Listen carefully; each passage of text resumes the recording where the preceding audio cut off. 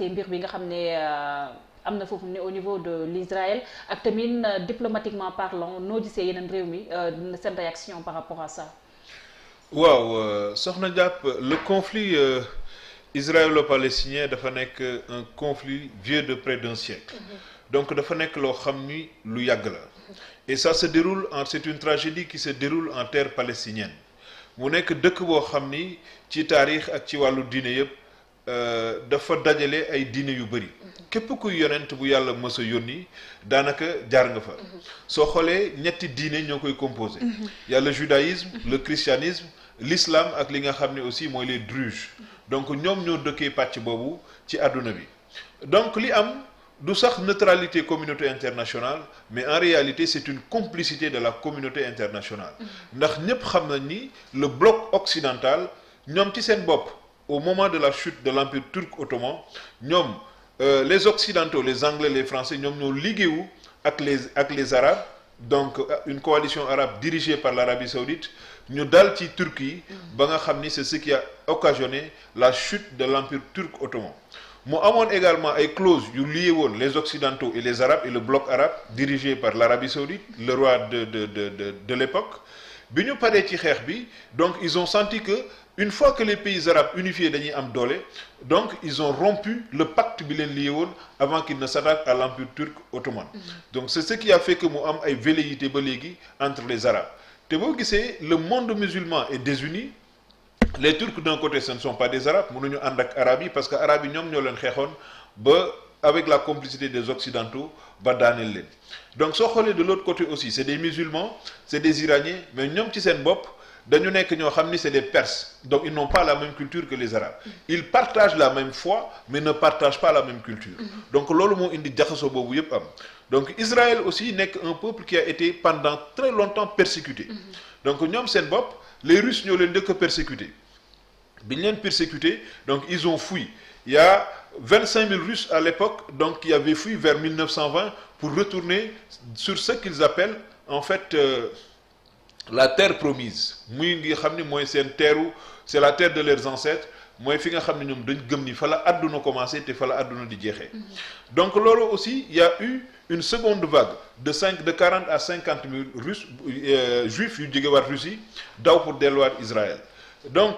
avec la seconde guerre mondiale également Adolf Hitler gis nañ ni mu def juifs yi dans les camps de concentration mu am ay millions de juifs avec la Shoah ñoo xam ni dañ leen rey donc le peuple juif mu am 2 millions de juifs yu daw dem Amérique am ay juifs également yu tasaaroo ci àdduna bi te loolu moo waral le mot diaspora qui signifie dispersion maanaam dañ tasaaroo donc léegi ñoom ils disent qu'ils ont été persécutés ni ñuy amee doole mooy ñu delluwaat sur la terre promise parce que ñoom ils se considèrent comme étant le peuple élu de Dieu parce que boo liiree Torah bi muy wàcc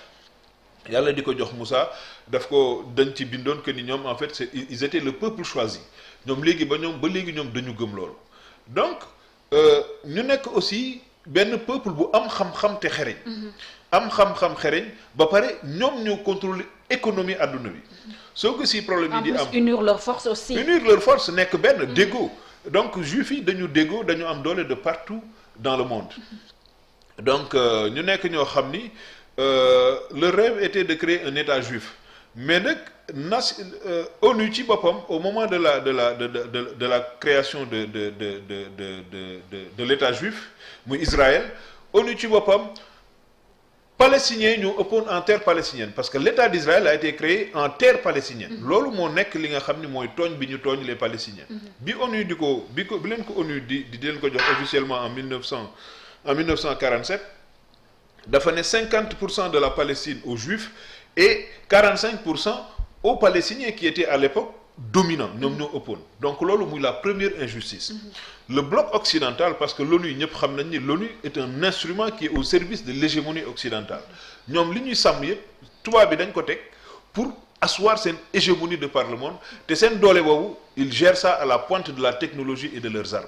donc ñuy dooleel Israël jox ko arme atomique jox ko tous les moyens ba pare exaction bu mu def au niveau du Moyen-Orient contre le peuple palestinien wala contre n'importe quel peuple arabe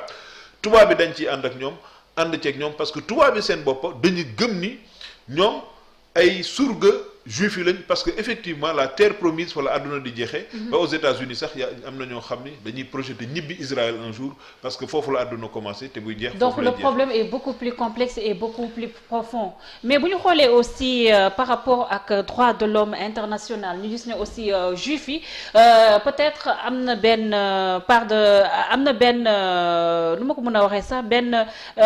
victimisation bu ñuy def par rapport boo waxee lii di juif boo doon tuddee rek on te traite d'antisémite xawma mais contrairement aux arabes yi nga xam ne mën nañu wax ne musulmans leen un peu partout à travers le monde à chaque fois da leen traqué soit par rapport à leur délinquance wala sax par rapport à leur religion donc sur ce point sànq yaa ngi retracé waat l'histoire par rapport ak dispersion yi nga xam ne seetlu nañ ko ci monde arabo-musulman mais tey est-ce que tey l'heure n'est pas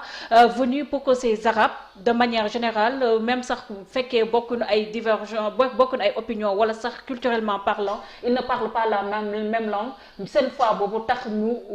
rattaché wu par rapport à cette cause bi nga xam ne palestiniens ñu ngi koy dund quand même. waaw tey jii dafa doon jaar arab yëpp ànd nekk benn. parce que tey Erdogan rek ngay di dégg mu ciy wax quand même. waaw effectivement Erdogan ngay dégg mu ci wax parce que Erdogan en fait lui c'est quelqu'un qui est absolument libre.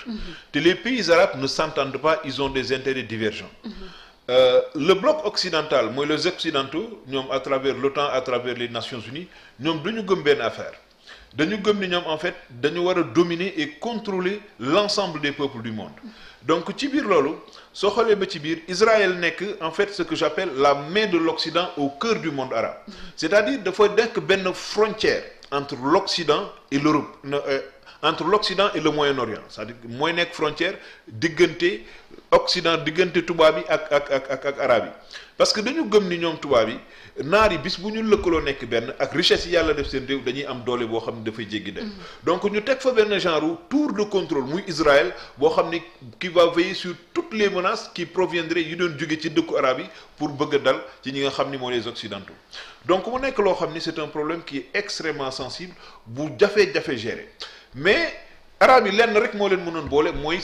diini ji maanaam leur foi mais malheureusement comme ni mu la ko waxee sànq ils n'ont pas les mêmes cultures ils n'ont pas les mêmes croyances et de par l'histoire dafa amoon ay chocs internes entre les arabes qui font qu'aujourd'hui mënuñu ànd parce qu'il y a un problème de confiance qui se pose parce que waxoon naa la dès le départ que bi ñu bëggee daaneel l'empire turc ottoman et c'était des musulmans c'est les occidentaux muy anglais yi ak français yi dañu lëkkaloo ak Arabie saoudite ñu créer une grande coalition arabe ay Jordanie ak dëkk yooyu yëpp pour dal ci turc yi nga xam ne ay jullit lañu woon maanaam jullit ñi ci boppam ñoo ànd ak ñu dul jullit pour daaneel l'empire musulman de l'époque bi ëppoon doole muy en fait l'empire turc ottoman donc loolu moo tax ba léegi dafay am ay sentiments de méfiance et de manque de confiance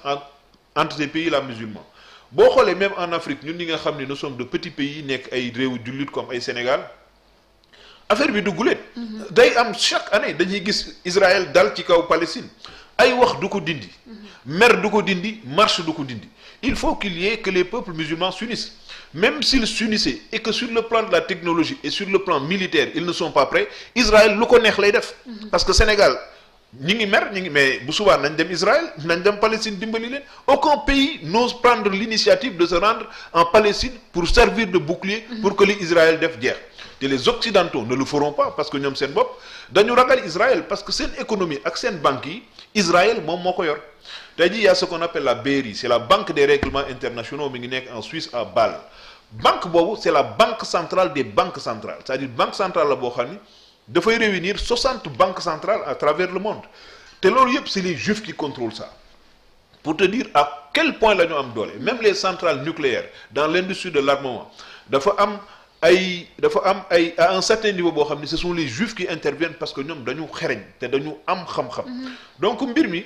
du nekk lu yomb parce que aujourd'hui il y a pas un seul peuple au monde bu leen mën a téye seen loxo wala mu wañ seen loxo bu dul États-Unis te les États-Unis d'Amérique ils ne le feront pas président wu Amérique buñ ko falee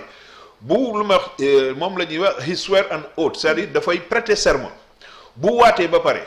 de servir les États-Unis de défendre les États-Unis mais dafay prêter allégeance à Israël ba pare day sol kippa mooy seen genre koppati yu ndaw yooyu le président des États-Unis da koy sol ba pare jurer de défendre Israël quel que soit l'ennemi quelles que soient les menaces quelles que soient les circonstances Israël tooñ bañ a tooñ Amérique daf koy jàppale c'est un pacte qu'ils ont signé entre eux